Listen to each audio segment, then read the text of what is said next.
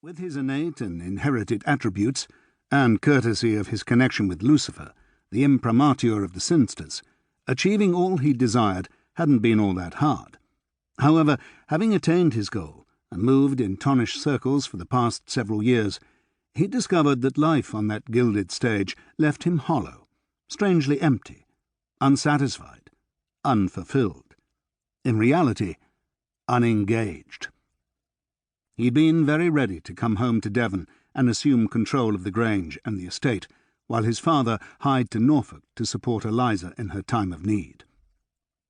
He'd wondered whether life in Devon, too, would now feel empty, devoid of challenge. In the back of his mind had hovered the question of whether the deadening void within was entirely an effect of Tonnish life, or, far more worrying, was the symptom of some deeper inner malaise. Within days of returning to the Grange, he'd been reassured on that point at least.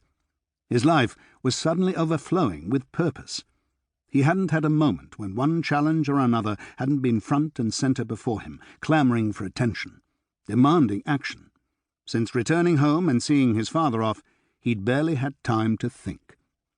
That unsettling sense of disconnection and emptiness had evaporated, leaving only a novel restlessness beneath. He no longer felt useless. Clearly, the life of a country gentleman, the life he'd been born and bred to, was his true calling. Yet, still there was something missing from his life. Currently, however, it was the missing link at the Red Bells Inn that most severely exercised him. Replacing the unlamented jugs had proved to be very far from a simple matter. He shook his head in disgusted disbelief. Whoever would have imagined finding a decent innkeeper would prove so damn difficult? How far afield have you searched? I've had notices posted throughout the Shire and beyond, as far as Plymouth, Bristol and Southampton. He pulled a face. I could send to one of the London agencies, but we did that last time, and they landed us with jugs. If I had my choice, I'd have a local in the job, or at least a West Countryman. Determination hardening his face, he sat up. And if I can't have that, then at the very least I want to interview the applicant before I offer them the job. If we'd seen jugs before the agency hired him, we'd never have contemplated foisting him on the village. His long legs stretched before him, still very much the startlingly handsome, dark-haired devil who years before had made the Ton's matron swoon. Lucifer frowned. It seems odd you've had no takers. Jonas sighed. It's the village, the smallness of it, that makes all the good applicants shy away.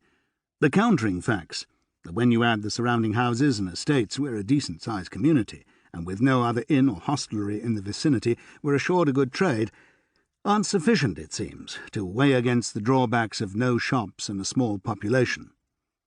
With one long finger he flicked a sheaf of papers. Once they learn the truth of Colleton, all the decent applicants take flight. He grimaced and met Lucifer's dark blue eyes.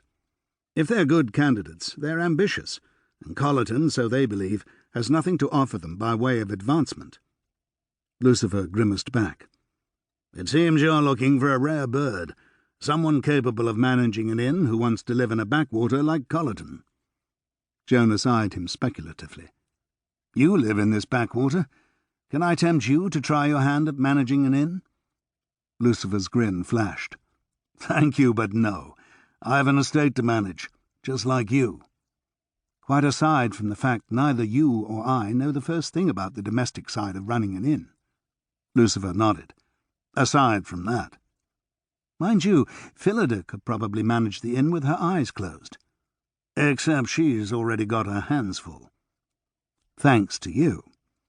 Jonas bent a mock censorious look on his brother-in-law. Lucifer and Phillida already had 2 children, Aidan and Evan, 2 very active little boys, and Phillida had recently deigned to confirm that she was carrying their 3rd child. Despite numerous other hands always about to help, Phillida's own hands were indeed full. Lucifer grinned unrepentantly. Given you thoroughly enjoyed playing uncle, that condemnatory look lacks bite.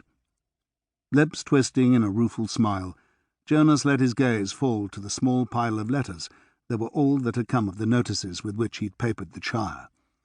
It's a sad situation when the best applicant is an ex-in...